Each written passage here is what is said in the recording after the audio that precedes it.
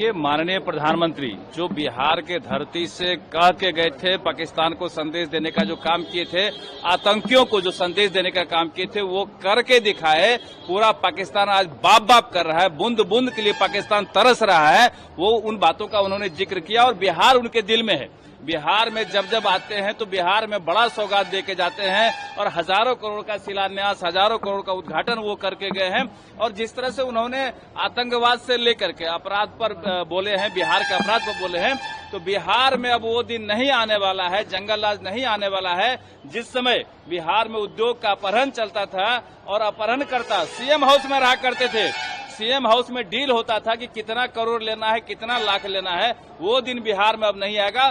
पूरी तरह अपराध मुक्त बिहार होगा, ये माननीय प्रधानमंत्री जी ने संदेश दिया और हमारा बिहार पूरा विकसित बिहार होगा, इसमें कहीं कोई संदेह नहीं है। आते हैं पर विपक्ष के लोग कह रहे हैं कि जब अरे विपक्ष के लोगों को चश्मा का पावर बढ़ाना पड़ेगा, आंख का ऑपरेशन कराना पड़ेगा। जो मोतियाबिंद हो गया है ना, इसका ऑपरेशन कराना जरूरी है। इन लोगों का सबका इलाज करना पड़ेगा। इनको विकास नहीं दिखाई पड़ रहा है, इनको हजारों करोड़ लाखों करोड़ का काम नहीं दिखाई पड़ रहा है। इनको क्या दिखाई पड़ रहा है? मोदी का विरोध, जनता को बहकाना, जनता को भड़काना। वो दिन बिहार में नहीं आएगा। अब जंगल राज बिहार में कभी नहीं आएगा। बिहार में सुशासन की सरकार है और पुनः सुशासन सरकार बनेगी।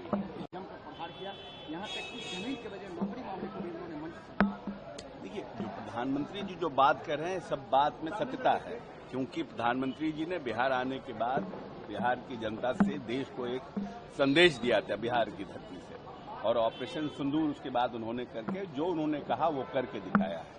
जहां तक जंगल राज की बात है तो ये पूरा बिहार जानता है। प्रधानमंत्री जी आज कह रहे हैं, लेकिन पूरा बिहार जानता है 20 साल पहले जब नीतीश जी का शासनकाल और एनडीए का शासनकाल नहीं था, किस तरह से यहाँ के व्यापारी, यहाँ के जो डॉक्टर, यहाँ के इंजीनियर किस तरह से परेशान और बदहाल थे। क्या कोई भी व्यक्ति जिस तरह से आज खुली हवा में सांस ले रहा है, क्या उस समय ले पाता था?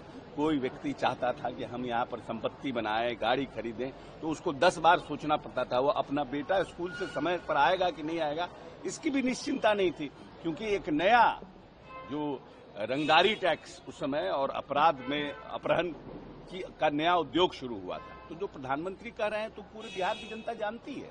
उन्होंने विकसित भारत और विकसित बिहार का भी जिक्र किया, कहा कि अगर बिहार विकसित होगा तो देश भी विकसित होगा। बात सत्य, 14 करोड़ की आबादी है और अगर बिहार पीछे रह जाएगा, ये हम लोग बार बार कहते थे यूपीए की सरकार से भी कि हम लोगों को विशेष पैकेज दो, बिहार राज्य को एक अलग से दर्जा, या तो हमें विशेष पैकेज दो, विशेष सहायता दो, लेकिन हमारी बात सुनी नहीं गई।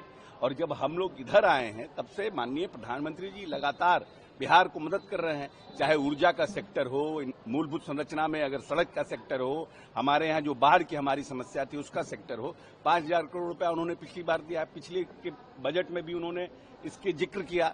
जो पूरा हिंदुस्तान के सब लोग कह रहे हैं ये बिहार का बजट है, और बिहार के लोग कह रहे हैं कि बिहार को क्या मिला, और फिर इस बजट में भी उन्होंने प्रावधान किया है। तो हर तरह से बिहार को कैसे हम, जो प्लानिंग कमीशन ने जो कर दिया कि हम बिहार को विशेष राज्य का दर्जा नहीं दे सकते हैं, तो उस परिप्रेक्ष्य में कितना हम बिहार को कैसे फाइनेंशियली मदद कर सकें जिससे बिहार हमारा आगे बढ़ सके। और हम बार बार कह रहे हैं कि ये 20 साल बिहार को बनाने का समय था, और ये आने वाला जो 5 वर्ष है, ये बिहार के आने वाले समय में जो बिहार के व्यवसाय है, जो आर्थिक रूप से संपन्नता का समय है, ये बिहार का आने वाला ये 5 वर्ष।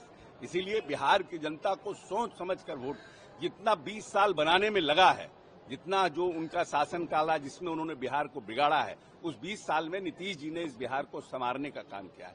अब आर्थिक संपन्नता का ये 5 वर्ष है, इसीलिए बिहार की जनता को वो सोच समझ कर वोट करना चाहिए कि आने वाला 5 साल हमारा किस तरह से स्थिर रहे और हमारे आने वाली पीढ़ी और हमारे आने वाली संतति की संरचना, उनको किस तरह से हम महफूज रह सकें, उसको देखकर वोट करना है।